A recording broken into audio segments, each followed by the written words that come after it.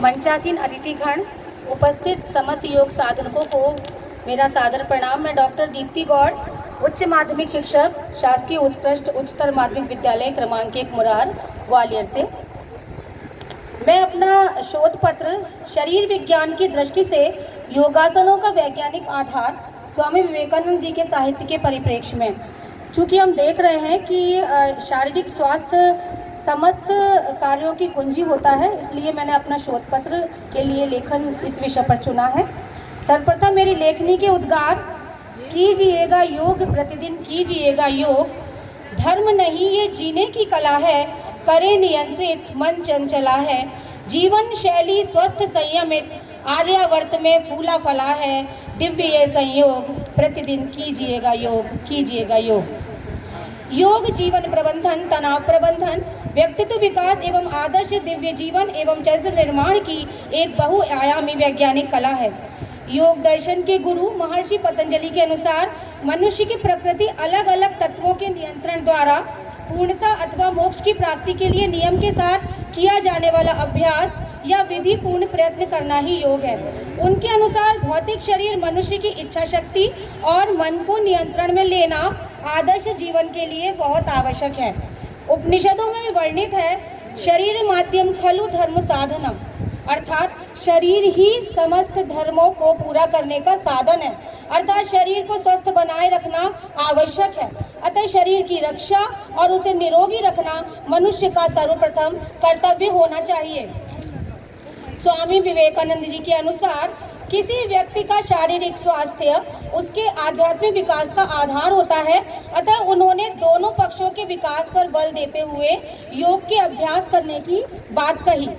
उन्होंने शरीर को शुद्ध करने और लचीलेपन, ताकत और स्वास्थ्य में सुधार के लिए आसन और योग मुद्राओं के महत्व पर जोर दिया। मनुष्य के बाह्य शरीर में अनेक प्रकार की विभिन्नताएं पाई जाती हैं, परंतु उनकी आंतरिक शारीरिक संरचना एक जैसी होती है और शारीरिक संरचना की प्राथमिक जानकारी के बिना, उनकी क्रिया प्रतिक्रिया का ज्ञान प्राप्त किए बिना कोई भी अपने शरीर पर नियंत्रण नहीं कर सकता है। यह पूर्णतः वैज्ञानिक प्रक्रिया है और तनाव के दौरान जब शरीर से नकारात्मक हार्मोन का संचार होने लगता है तो अनेक प्रकार की बीमारियां मनोदैहिक जैसे हाइपरटेंशन, फोबिया, डायबिटीज, उच्च रक्तचाप से भी ग्रसित हो जाता है। कहा जाता है कि स्वस्थ शरीर में ही स्वस्थ मस्तिष्क का निवास होता है। अतः योग साधना और यौगिक क्रियाएं शारीरिक विकास और स्वास्थ्य निर्माण की दृष्टि से विभिन्न रूप से सहायक सिद्ध होती हैं। मनुष्य के शरीर के विभिन्न संसाधनों, विभिन्न संस्थानों के उचित विकास और उनके ठीक प्रकार से कार्य करने के सहायक के रूप में योगासनों की महत्वपूर्ण भूमिका होती है। शरीर को आकर्षक और सौष्ठव बनाने, वजन नियंत्रित करने, ऊंचाई में वृद्धि करने और चेहरे को कांतिमय बनाने में इनका महत्वपूर्ण योगदान होता है। अतः योग के द्वारा हमें विभिन्न लाभ प्राप्त होते हैं। रक्त शोधन का कार्य भली भांति होता है, श्वास को स्थिर और शांत रखने में सहायता मिलती है, फेफड़ों के फैलने और सिकुड़ने की शक्ति में वृद्धि होती है, जिससे हमारे फेफड़ों में अधिक ऑक्सीजन पहुंच सके। योगासनों के नियमित अभ्यास से रीढ़ की हड्डी और मांसपेशियों में कड़ापन भी नहीं आ पाता और वह लचीली और शक्तिशाली बनती है। शरीर को निरोग रखकर दीर्घायु बनाने में भी योगासनों की महत्वपूर्ण भूमिका होती है। योग साधना व्यक्ति को उचित भोजन, खान पान और उन्हें ग्रहण करने के उचित तरीकों की जानकारी देती है।